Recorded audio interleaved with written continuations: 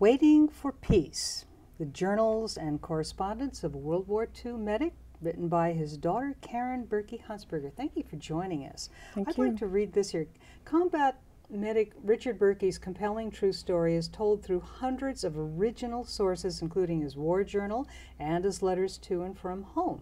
It's written chronologically, woven together with voices we hear from his friends who are also in the service. My father never talked about the war, and I never asked. That's the opening of your book. Why not? Why didn't he?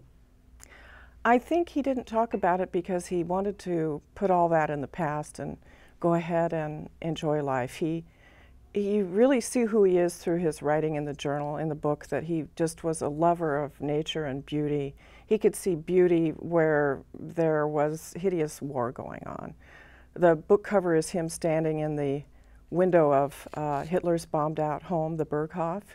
And what does he do when he's there, when they're touring soldiers there? He goes in the yard and picks wildflowers and sends to his mother.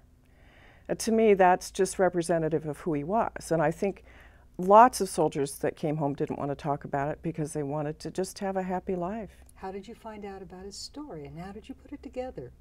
I knew he had been in World War II all my life, and but he never talked about it. I never asked, of course. I'd seen the scars on his arms from his wounds, and every now and then you would ask him a question and he just would be like vacant, and my mother would say, "Oh, Dad's back in the war, just give him a minute." But then we never had any explanation for that. He died in 1991 at 69, just very abruptly was gone. And my mother had the opportunity in 1995 to go with his battalion to a battalion reunion in Europe for the 50th anniversary of the end of the war in Europe. And when she came back home, she got interested in his journals. He'd kept a journal all his life, and here was this amazing war journal he had. She typed it up then, but I actually never read it till 2008, just about a month before she passed away. When I read it, I thought it was the most compelling thing I had ever read, and granted, it was my father, but it could be any soldier's story, too. And then later, when we were cleaning out her house, I came across about 200 letters to and from him during the war, and I just thought, I have the rest of this now. Turns out I didn't have the rest of it. I still did a lot of research because the journal says what was really going on. The letters to and from, you know, he sends letters home. I'm okie dokie. Yes, I really No, you're not. No, you're not. No, you're not.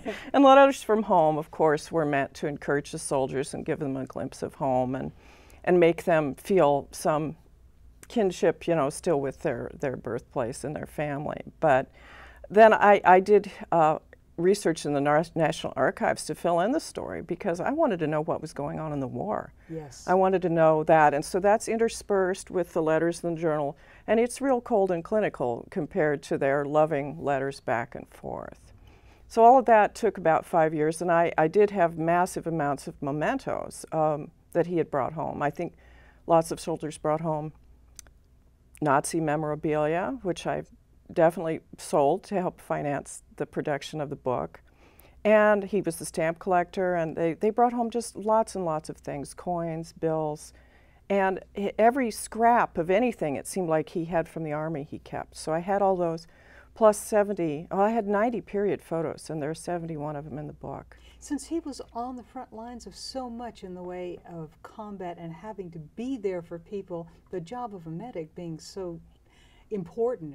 There was one here, they don't call out, he said, for their mom or their girlfriend, they call medic when they're in trouble.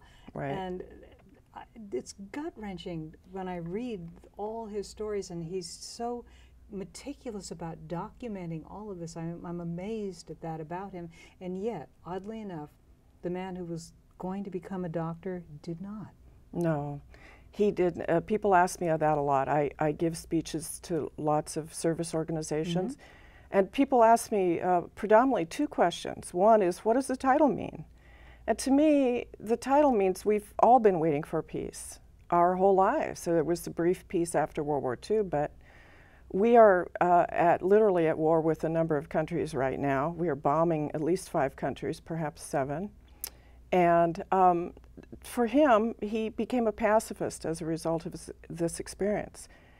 He was on track to become a doctor, was in pre-med in university before he was drafted, And I think he was a fantastic medic. I saw it how he was in his life. When anybody was injured, he was extremely calm about it.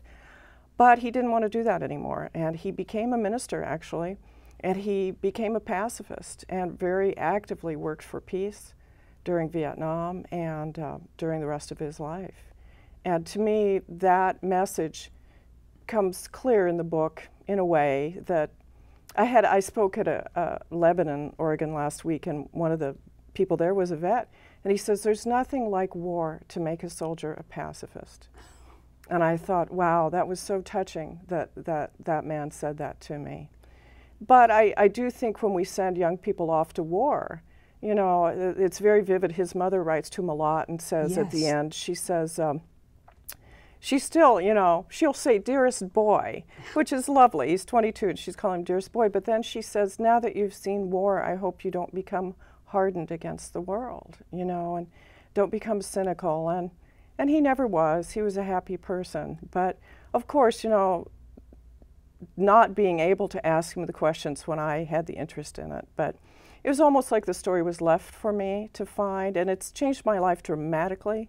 I was worried of what that would involve, and it's been nothing but fantastic. I've met so many great people. You've also said that you can see through his writing a boy become a man and mature on the field of battle. Right.